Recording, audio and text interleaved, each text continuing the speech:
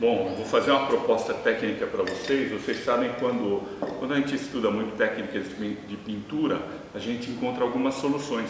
Então, estudando a técnica de policromia tradicional, eu fiz a preparação básica normal da técnica espanhola, depois pintei com têmpera toda essa policromia no personagem, né? E depois o que eu fiz? Eu peguei e fiz com cera de abelha. Cera de abelha, isso aqui é uma cera de abelha alveolada, né? Que é própria para os apicultores, né? E peguei uma boa terebentina, dissolvi a cera de abelha, um volume de cera de abelhas em dois volumes de terebentina, isso é uma solução forte, e fiz um aglutinante, que é uma cera na terebentina. Essa cera na terebentina ela é muito interessante porque você pode passar com um pouquinho de pigmento, então você mistura isso com um pouquinho de um bom pigmento, né? Eu uso o Sennelier, que é um pigmento muito bom, e você consegue fazer uma pátina aqui, botando uma terra queimada, por exemplo, de Van Dyck, alguma terra assim, ou um ocre vermelho, você consegue dar uma pátina, e após a secagem, você consegue lustrar com um paninho, você lustra e consegue esse rebatimento de luz próprio da cera, que é um rebatimento de luz muito agradável, né? Ele é acetinado, é muito agradável. Então, eu vou mostrar para vocês como é que é. Nessa etapa, você não precisa usar um pincel muito caro, pode usar um pincel sintético ou uma orelha de boi, né? Que é um pelo que não é tão caro, né? E você vai, depois de você dissolver a tua cera na terebentina, sempre em banho-maria e num aquecedor onde não existe chama, tem que ser um aquecedor com uma placa elétrica, porque a terebentina pega fogo, esse é um detalhe muito importante. Daí você vai conseguir, olha, depois que você dissolveu, você vai conseguir uma pasta. Essa pasta, ela parece assim como uma vaselina, vamos supor, né? Uma pasta assim, numa densidade de pomada. Essa pasta aqui, você pode misturar com um pigmento, num pratinho, né? Aqui eu uso pigmento Sennelier, pouco pigmento e muito aglutinante, muita cera. E daí você consegue fazer uma pátina, tá vendo? Passando essa cera aqui, você consegue fazer uma pátina com uma tendência de cor bem suave, né? Pouco poder de cobertura, certo? E essa pátina vai servir para dar uma tonalidade e proteger a sua peça, ou seja, depois de ter trabalhado com a sua peça, já pintou, já trabalhou bem, você vai fazer uma pequena pátina, você vai selar essa peça também, ou seja, isso vai proteger a peça de tudo, né? Uma cera, a cera ela é estanque, ela vai proteger porque ela sela, né?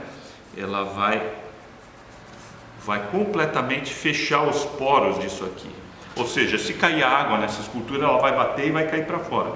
É uma escultura em cerâmica, mas a nossa preparação aqui é uma preparação igual a do Levkas, né? Ou seja, ela é carbonato de cálcio, branco de Espanha e cola de pele de coelho. Então, ela bem protegida, ela vai ser muito resistente, vai durar muito tempo.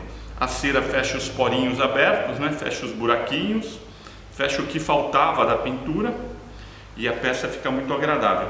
Logicamente, depois de um pouco seco, eu posso fazer o polimento com o paninho e eu vou obter um resultado muito agradável nessa pintura, né? Então, um pouquinho de pigmento, você pode optar por pigmentos de cores de terra, né? E com isso você faz a pátina, você fecha aquelas partes onde faltava a cor, né? Você consegue fechar. Você pode usar um segundo pincel para esfumar, né? A peça. Um segundo pincel um pincel seco você consegue esfumar, passar, tirar os excessos, né? E depois de seco a gente vai passar um paninho suave e vai conseguir fechar essa escultura de uma maneira muito bonita com rebatimento de luz ceroso. Aí uma boa dica técnica para vocês, é uma dica fácil de fazer, muito natural, portanto histórica, né? A gente está respeitando a história das peças, da tradição das técnicas. Depois com um paninho a gente consegue esfregar, esfumar, fazer uma estompagem, né? Essa técnica a gente chama de frottis em arte, a técnica de esfregar com um paninho. Depois de seco é melhor ainda você esfregar. Se você precisar fazer alguma retirada, você faz no úmido E depois de seco, você vai conseguir essa pátina, esse rebatimento de luz muito bonito. Olha só, observa aqui como a gente consegue um brilho. É um brilho sedoso, né? Ele tem um aspecto ceroso. Quando seca esse aglutinante à base de cera, a gente consegue, passando um tecido fino, a gente consegue um brilho sedoso, né, na peça. Olha, é um rebatimento de luz ceroso, muito agradável, é exatamente o que a gente precisa numa peça.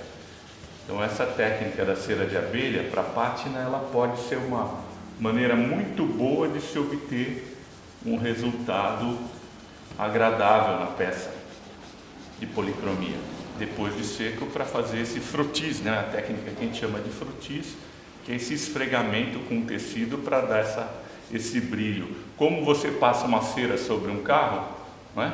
A cera é tão boa que é usada desde os fenícios. Aqui eu estou usando uma cera de abelha sobre a peça. A cera de abelha era usada nas embarcações fenícias, né? E também nas esculturas, quando a palavra sincera vem da expressão sine cera, sem cera. Quando as pessoas queriam comprar uma escultura sem reparos, né, de buracos feitos com cera, que eram usados naquela época.